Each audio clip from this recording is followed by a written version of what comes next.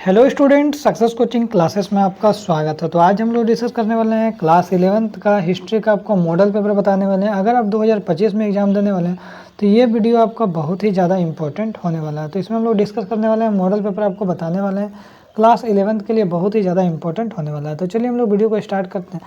सबसे पहला यहाँ पर क्वेश्चन क्या बोला है, चंगेज खान की मृत्यु कब हुई थी? तो याद रखिएगा, वेरी वेरी इंपॉर्टेंट क्वेश्चन है।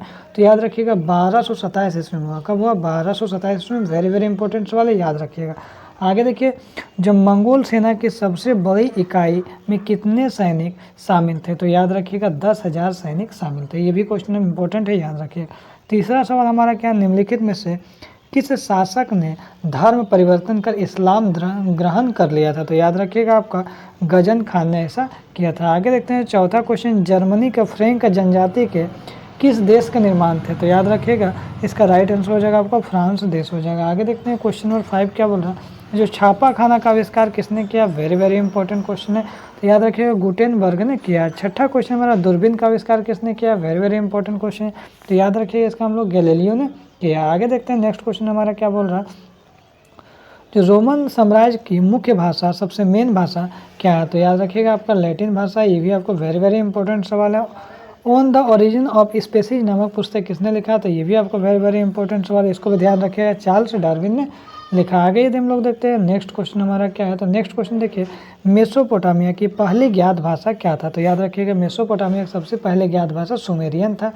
तो ये भी क्वेश्चन आपका बोर्ड एग्जाम के लिए बहुत ही ज़्यादा इंपॉर्टेंट है। 10वां नंबर क्वेश्चन देखते हैं, निम्नलिखित में से प्राचीनतम सभ्यता कौन सा है? तो सब प्राचीनतम सभ्यता जो हमारा मेसोपोटामिया का सभ्यता है। तो याद रखिएगा बहुत ही ज़्यादा इंपॉर्टेंट सवाल है। आगे देखते हैं क्वेश्चन नंबर 11 क्या बोल रहा है, उर नगर कहाँ है? तो याद रखिएगा जो हमारा उर नगर है वो कहाँ है? तो याद रखिए इसका राइट आंसर हो जाएगा हमारा ऑप्शन नंबर बी, दक्षिण मेसोपोटामिया में। ठीक है, आगे देखिए हमारा कहाँ था? तो याद रखिएगा मेसोपोटामिया जो हमारा इराक में। कहाँ पे? मेसोपोटामिया हमारा इराक में। ये बात को ध्यान रखिए, इराक में। आगे यदि हम लोग देखते हैं क्वेश्चन नंबर 13 क्या बोल रहा है, जो मक्का कहाँ है? तो याद रखिएगा जो हमारा मक्का है वो कहाँ है? तो याद रखिएगा मक्का जो हमारा अरब प्रायद्वीप में है। कहाँ पे? अरब प्रायद्वीप में। आगे देखिए, आज का मानव किस प्रजाति का है? तो आज का जो मानव है हम लोग कौन सा प्रजाति का है? तो याद रखिएगा इसका जो राइट आंसर हो जाएगा हमारा ऑप्शन नंबर ए हो जाएगा, होमो सैम्पियस हो जाएगा। क्या हो जाएगा? होमो सैम्पियस हो जाएगा। आगे यदि हम लोग देखते हैं क्वेश्चन नंबर 15 हमारा, अगर देखिएगा तो बोल रहा 15 बोल रहा है, मानव ने आग में पकाकर मिट्टी के बर्तन बनाना कब शुरुआत कर दिया गया था? तो कब शुरुआत किया था? तो याद रखिएगा नवपाषाण काल में शुरुआत किया था। आगे देखते हैं क्वेश्चन नंबर 16 क्या बोल रहा है, निम्नलिखित में से कौन सा पाषाण औजार नहीं है? तो कौन सा बोल रहा है पाषाण औजार नहीं है? तो मिट्टी का जो बर्तन है वो हमारा पाषाण औजार नहीं कहलाता है। आगे यदि हम लोग देखते हैं क्वेश्चन नंबर 17 क्या बोल रहा है, शिल्पाकृतियाँ क्या है? तो याद रखिएगा औजार, मूर्तियाँ, चित्रकारियाँ, तो इनमें से सभी हो जाएगा। आगे यदि हम लोग देखते हैं क्वेश्चन नंबर 18 क्या बोल रहा है, सड़क निर्माण प्रणाली का आविष्कार किसने किया? तो याद रखिएगा आपको मैकडम ने किया। किसने किया? मैकडम ने। बेबीलोन नगर का प्रमुख देवता कौन है? तो याद रखिए बेबीलोन नगर जो है उसका प्रमुख देवता क्या हो जाएगा आपका? इसका राइट आंसर हो जाएगा हमारा ऑप्शन नंबर हमारा हो जाएगा आपका डी हो जाएगा, मरदुक हो जाएगा। ठीक है, आगे यदि हम लोग देखते हैं क्वेश्चन नंबर 20 क्या बोल रहा है, मंगोलों का प्रिय पशु क्या है? तो मंगोलों का जो हमारा प्रिय पशु है वो घोड़ा है। ठीक है, घोड़ा। आगे यदि हम लोग देखते हैं क्वेश्चन नंबर 21 क्या बोल रहा है, मंगोल कौन थे? तो याद रखिए जो हमारा मंगोल थे वो कौन थे? तो याद रखिए मध्य एशिया की जनजाति थे। कौन था? मध्य एशिया की जनजाति था। ठीक है, आगे यदि हम लोग देखते हैं 22 क्या बोल रहा है, तो 22 हमारा बोल रहा है सामंतवादी की सबसे छोटी इकाई क्या है? तो याद रखिएगा नाइट है। ठीक है, टीथ क्या था? तो याद रखिएगा जो टीथ जो हमारा है वो एक प्रकार का टीथ चर्च को दिया जाने वाला एक कर था।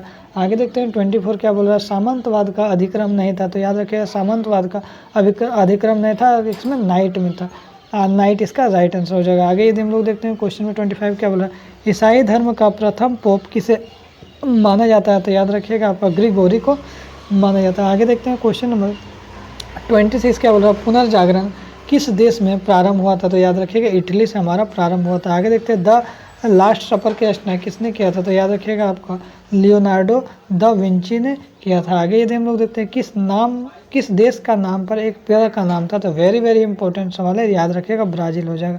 आगे देखते हैं क्वेश्चन नंबर 29 क्या बोल रहा है, समुद्री मार्ग द्वारा समस्त विश्व का एक चक्कर किसने लगाया? तो याद रखिएगा किसने लगाया, तो मैगलन ने लगाया। आगे देखते हैं भारत की खोज किसने किया? तो याद रखिएगा हमारा वास्को डी गामा ने कब किया? 1498 में हमारा भारत का खोज हुआ। आगे देखिए डिवाइन कॉमेडी किसने लिखा है? तो याद रखिएगा जो डिवाइन कॉमेडी है वो दांते ने लिखा है। ठीक है, आगे यदि हम लोग देखते हैं क्वेश्चन नंबर 32 क्या बोल रहा है, धर्म सुधार आंदोलन के जन्मदाता कौन थे? तो याद रखिए मार्टिन लूथर था। आगे देखिए औद्योगिक क्रांति किस देश में सबसे शुरुआत में हुआ था? तो याद रखिएगा हमारा कौन सा देश था? तो इंग्लैंड देश था। कौन सा था? इंग्लैंड था। आगे देखते हैं 34 हमारा क्या बोल रहा है, सर्वप्रथम भाप के इंजन का आविष्कार का श्रेय किसे दिया जाता है? वेरी वेरी इंपॉर्टेंट सवाल है, तो याद रखिए जेम्स वाट को दिया जाता है। सर्वप्रथम राष्ट्र बैंक की स्थापना कहाँ हुआ था? तो याद रखिएगा सबसे पहला इंग्लैंड में हुआ था। आगे यदि हम लोग देखते हैं 36 हमारा क्वेश्चन क्या है, छापा खाना का आविष्कारक कौन था? तो याद रखिएगा छापा खाना जो है उसका आविष्कारक गुटेनबर्ग है। इक्वाइट्स का मतलब क्या निकलता है बाबू? तो याद रखिएगा इक्वाइट्स का मतलब क्या होता है? अश्वरोही निकलता है। क्या होता है? अश्वरोही। आगे यदि हम लोग देखते हैं अरब कबीले की बद्दू जाति के लोगों को किस साम्राज्य की स्थापना की? तो याद रखिएगा इसका जो राइट आंसर हो जाएगा अरब साम्राज्य की स्थापना किया था। अगर मोहम्मद साहब ने किस पर बल दिया? तो याद रखिए एकस्वरवाद पर बल दिया था। आगे देखते हैं हमारा लास्ट क्वेश्चन है, पैगंबर मोहम्मद साहब का जन्म कब हुआ था? तो याद रखिए 570 ईस्वी में हुआ था। तो यदि हमारा वीडियो आपको अच्छा लगे तो लाइक एंड सब्सक्राइब जरूर करें। फिर मिलते हैं हम लोग इसी तरह से मोस्ट इंपॉर्टेंट वीडियो के साथ। Thank you so much.